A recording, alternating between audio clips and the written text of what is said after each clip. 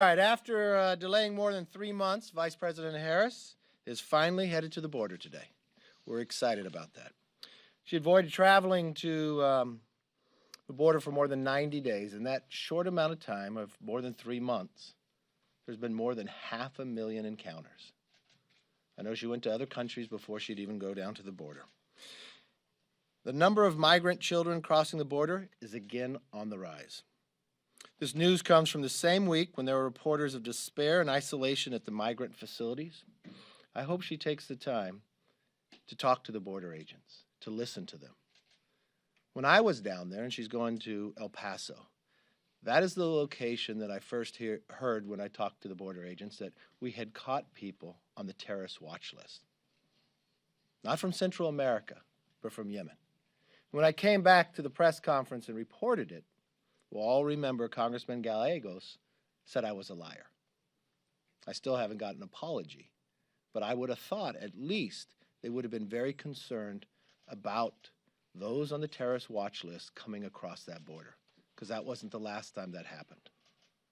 But I haven't seen any action taken from there.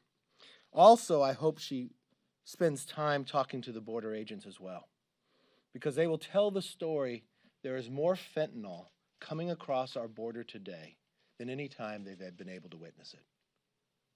An increase of 300% from May 2020 to May 2021.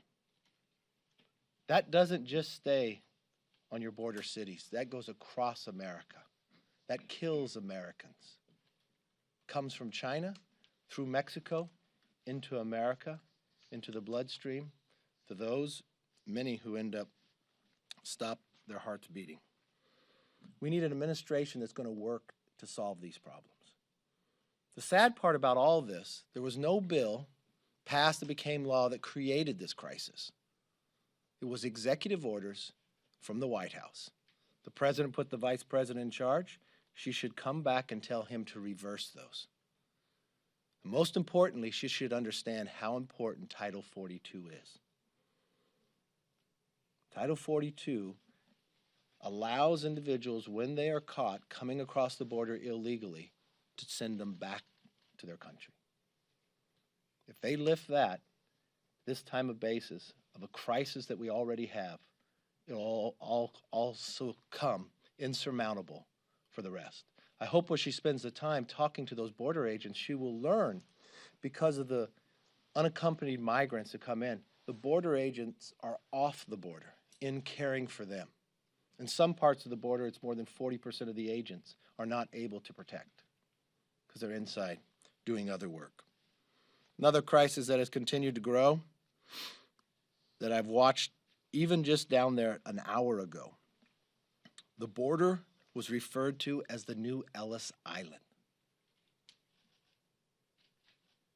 Congresswoman Escobar referred to the border as Ellis Island, while the vice president and the secretary were there. Is that what the Democrats believe? A crisis they created? Of cartels controlling a border? Of drugs of 300%? Of young children at the age of 3, 2, and 1 with no company of any parent or anybody else around? Ranchers finding them?